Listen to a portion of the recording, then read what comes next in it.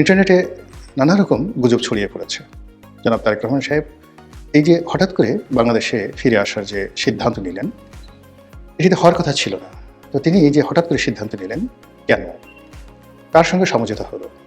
কিংবা তিনি যে ইতিপূর্বে বলেছিলেন যে তার বাংলাদেশে ফিরে আসাটা বহু পক্ষের সিদ্ধান্তের উপর নির্ভর করছে, তিনি স্বাধীন নন, তার একার পক্ষে এই সিদ্ধান্ত নেওয়াটা সম্ভব নয়। তো এই কথা বলার অল্প কিছুদিন পরে all on a sudden 180 degree অ্যাঙ্গেলে ঘুরে গিয়ে তিনি এমন কি হলো যে আবার রাতারাতি ঝড়ের গতিতে বাংলাদেশে আসার ঘোষণা দিলেন। তো এটা নিয়ে আওয়ামী লীগ কোনো কথাই বলছে না। অন্যান্য যারা ইসলামপন্থী দল, জামাত এবং শিবিরের যারা লোকজন রয়েছে তারা রীতিমতো মুখে কুলু পেটেছেন। ঘটনার আকস্মিকতায় হতবিহ্বল হয়ে পড়েছেন। কি করা উচিত, কি বলা উচিত, কি হবে, তারেক রহমান সাহেব আসার পর কি হবে সেটা নিয়ে ভাবছেন। এবং একই সঙ্গে তারেক রহমান ছাড়া বাংলাদেশের রাজনীতিতে যেভাবে অন্যান্য রাজনৈতিক দলের নাম, গন্ধ, স্বাদ, আহ্লাদ, স্বপ্ন যা কিছু ছিল, বিশেষ করে এনসিপির যারা নেতৃবৃন্দ রয়েছেন তাদের একটা রমরমা অবস্থা ছিল। তারেক রহমান সাহেব আসবেন এই সংবাদের সঙ্গে সঙ্গে প্রায় সব কিছু চুপসে গেছে।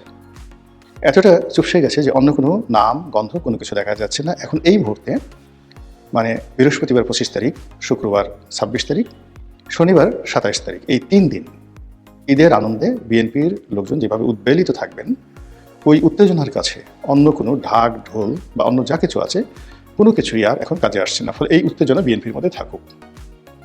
এদিকে আমাদের যে বাংলাদেশে দীপু দাস নামক একজন হিন্দু ভদ্রলোককে জীবন্ত পুড়িয়ে মারা হয়েছে, অথবা জীবন্ত তাকে মেরে এরপরে পুড়িয়ে ফেলা হয়েছে খুবই নির্মমভাবে। মধ্যযুগে এরকম হতো কিনা বলা যায় না, তবে গল্প সাহিত্যে এই ধরনের নিষ্ঠুরতার কথা বলা হয় যে এই সাসপেক্টেড বা ভুয়া একটা অভিযোগ তুলে এই হিন্দু ভদ্রলোককে যেভাবে মারা হয়েছে, যেভাবে তাকে চাকরিচ্যুত করা হয়েছে, যেভাবে তাকে র্যাবের হাতে তুলে দেওয়া হয়েছে, যেভাবে র্যাব থেকে পুলিশের হাতে চলে গেছে, পুলিশ আবার মবকারীদের হাতে তাকে তুলে দিয়েছে, যেভাবে তাকে পিটিয়ে পিটিয়ে মারা হয়েছে এবং যেভাবে মরার পর তাকে গাছের মগডালে টানিয়ে, অনেক উঁচু টানিয়ে আগুন ধরিয়ে দেওয়া হয়েছে। আর শত শত মানুষ সে দৃশ্য, আগুনের সে দৃশ্য তারা ভিডিওতে ধারণ করেছে। এই নির্মমতা আমরা যখন দেখলাম, প্রথমত বেশ কয়েকদিন আমরা বিশ্বাস করতে পারিনি। মনে হয়েছে যে সরকারকে বিপদে ফেলানোর জন্য এটা একটা এআই প্রযুক্তি নির্ভর কোনো ভিডিও ফুটেজ। কিন্তু পরে যখন জানলাম যে আসলে এই ঘটনাটি সত্য, তখন আমাদের আসলে গত 14 মাসে মব দেখতে দেখতে, ভয় পেতে পেতে, কথা না বলতে বলতে এমন একটা অভ্যাস হয়ে গেছে যে দীপু দাস নামক একজন হিন্দু ভদ্রলোককে পুড়িয়ে মারা হয়েছে। এটি আমাদের মন এবং মননে ঠিক হাদি মারা যাওয়ার পরে যেরকম একটা উত্তেজনা দেখা দিয়েছে, আবার হাদির মৃতদেহ যখন বাংলাদেশে এলো তখন আমরা যেভাবে আবেগে একেবারে ভেসে গিয়ে তার জানাজাতে সর্বকালের বৃহৎ সমাবেশ ঘটিয়েছি। এত মানুষ আমাদের দেশের কোনো জানাজাতে এভাবে হয়েছে কিনা প্রশ্ন সাপেক্ষ। ফলে আগামীতে যে রাজনৈতিক নেতৃবৃন্দ মারা যাবেন তাদের জন্য হাদির এই জানাজাটি রীতিমতো একটি থ্রেট হয়ে, অথবা একটি মাইলস্টোন হয়ে, একটি উদাহরণ হয়ে রাজনীতিবিদ যারা আছেন তাদের জনপ্রিয়তার ব্যারোমিটার হিসেবে কাজ করবে। যা হোক, যেটা বলছিলাম দীপু দাসের ঘটনা, তো এইটা যখন জানাজানি হলো, বাংলাদেশে এইটা নিয়ে কোনো উত্তেজিত ঘটনা ঘটল না, কিন্তু ভারত উত্তাল হয়ে পড়েছে। ভারতের আসামে, ত্রিপুরাতে, কলকাতাতে, এমনকি দিল্লিতে উগ্রবাদী হিন্দু যারা রয়েছেন তারা এখন বাংলাদেশে সার্জিক্যাল স্ট্রাইক চালানো, আক্রমণ করা, যুদ্ধ ঘোষণা করা থেকে শুরু করে যত রকম উত্তেজক কথাবার্তা রয়েছে তারা সেটা শুধু বলছেন না, একেবারে রাজপথে নেমে জঙ্গি তৎপরতা দেখাচ্ছেন। তারা ভারতীয় পুলিশের সঙ্গে মারামারি করছেন, প্রাদেশিক পুলিশ এবং যাকে বলা হয় অন্য আইনশৃঙ্খলার যে রক্ষাকারী বাহিনী রয়েছে। কলকাতার কয়েকটি ভিডিও ফুটেজ আমরা দেখলাম, সেখানে পুলিশের সাথে মারামারিতে রীতিমতো রক্তারক্তি ঘটনা ঘটেছে। তারা বাংলাদেশে যে দূতাবাসগুলো রয়েছে, কনসুলেট অফিস রয়েছে, সেখানে বিক্ষোভ দেখাচ্ছে। পরিস্থিতি এতটা নাজুক যে ভারত বাংলাদেশের সীমান্ত অঞ্চলে সৈন্য বাড়িয়েছে। মণিপুরে রীতিমতো যুদ্ধাবস্থা বিরাজ করছে মণিপুর রাজ্যে, এবং একেবারে জরুরি অবস্থা জারির পূর্ব মুহূর্ত, এরকম একটা অবস্থা এই যে দীপু দাসকে নিয়ে যে ঘটনা ঘটেছে তার প্রেক্ষিতে উত্তাল ভারত।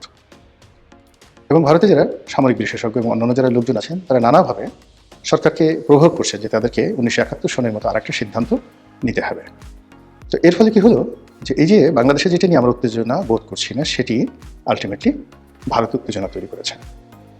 অন্যদিকে যেটা হলো, আমাদের দেশের দুটো গুরুত্বপূর্ণ পত্রিকা, ডেইলি স্টার এবং প্রথম আলো।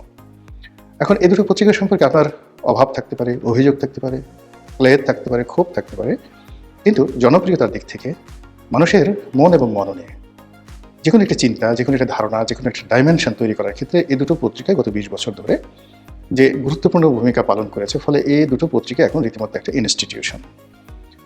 বাংলা ভাষা তো দূরের কথা, অন্য কোনো ভাষায় প্রথম আলো এবং ডেইলি স্টারের সমপর্যায়ের পত্রিকা এশিয়া সাবকন্টিনেন্টে খুব অল্প আছে। কলকাতার আনন্দবাজারের কথা বলা হয়, কিংবা ধরুন স্টেটসম্যানের কথা বলা হয়, পাকিস্তানের ডনের কথা বলা হয়, হিন্দুর কথা বলা হয়, তো ওই পাঠকপ্রিয়তার দিক থেকে, সার্কুলেশনের দিক থেকে, এমনকি ইন্টারনেটে যে জনপ্রিয়তা, ইন্টারনেটের যে ভাইব, সেই ক্ষেত্রেও ডেইলি স্টার এবং প্রথম আলো শুধুমাত্র বাংলাদেশ নয়, এশিয়া সাবকন্টিনেন্টে গুরুত্বপূর্ণ এই দুটো পত্রিকা। এখানে যারা সাংবাদিক কর্মচারীরা রয়েছেন তারাও প্রভাবশালী, ওয়েল পেইড, এবং সম্ভবত বাংলাদেশে তাদের চাইতে কোনো কর্পোরেট হাউসে এত বেশি বেতন দেওয়া হয় কিনা আমি জানি না। সরকারি চাকরি যারা করেন তাদের চেয়ে প্রথম আলোতে যারা সাংবাদিক রয়েছেন তাদের বেতন ভাতা অনেক বেশি। বেসরকারি প্রতিষ্ঠানের যে সকল আইকনিক প্রতিষ্ঠান রয়েছে তার চেয়েও প্রথম আলোর বেতন বেশি। একটা সময় এই সুযোগটি ছিল ইত্তেফাকের এবং ইনকলাব, তারা যথেষ্ট বেতন দিত একটা সময়। তো সেই প্রথম আলোতে আক্রমণ করা হয়েছে, ভাঙচুর করা হয়েছে, আগুন দিয়ে পুড়িয়ে প্রথম আলো এবং ডেইলি স্টার রীতিমতো সেখানে যে তাণ্ডব চলেছে, এখন বিশ্ব মিডিয়াতে চারিদিকে শুধু সি সি রব পড়ে গেছে।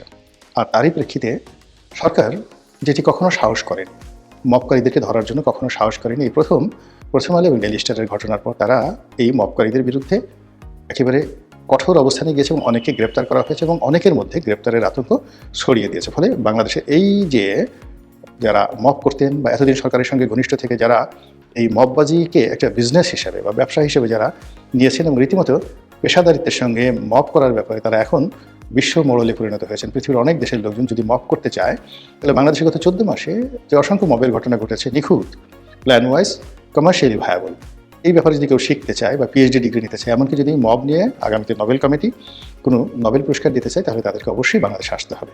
এনিওয়ে, যেটা বলছিলাম যে এই যে বাংলাদেশের তারেক রহমান সাহেব থেকে শুরু করে দীপু দাস থেকে শুরু করে ডেইলি স্টার প্রথম আলোর ঘটনা এবং নির্বাচনের তফসিল, তারপর নির্বাচন, এরই মধ্যে রাজনীতির নানা মেরুকরণের মধ্যে সবচেয়ে আন্তর্জাতিক অঙ্গনে আমাদের জন্য ভয়াবহ যে বিষয়টি, সেটি হলো সীমান্তের ওপারে যুদ্ধের দামামা শুরু করেছে ভারতের জনগণ। এবং গত 14 মাসে আমরা নানা রকম উস্কানি দেখেছি ভারতের পক্ষ থেকে, ভারতীয় মিডিয়ার পক্ষ থেকে নানা রকম প্রোপাগান্ডা দেখেছি, কিন্তু এবার মনে হচ্ছে ঘটনা সেই রকম নয়। এবার মনে হচ্ছে যে ভারত সত্যিকার অর্থেই একটা টলটলায়মান অবস্থায় আছে। ভারতের কর্তা ব্যক্তিরা রেসপন্ড করেছে, রাজনীতির যে কর্তা ব্যক্তি, হর্তাকর্তা, পলিটিক্যাল লিডার্স যারা রয়েছেন, তারা সবাই এই বাংলাদেশের ব্যাপারে নরেন্দ্র মোদী সরকারকে খুব জরুরি ভিত্তিতে একটি সিদ্ধান্ত নেওয়ার ব্যাপারে যে চাপ দিচ্ছেন, সেই চাপের কবলে পড়ে আমাদের নির্বাচন, আমাদের রাজনীতি, আমাদের অর্থনীতি আসলে কতটা স্যান্ডউইচ হবে, কতটা আলু ভর্তা হবে, কিংবা আসলে কতটা ঘুরে দাঁড়াবে, সেটি দেখার বিষয়। মহান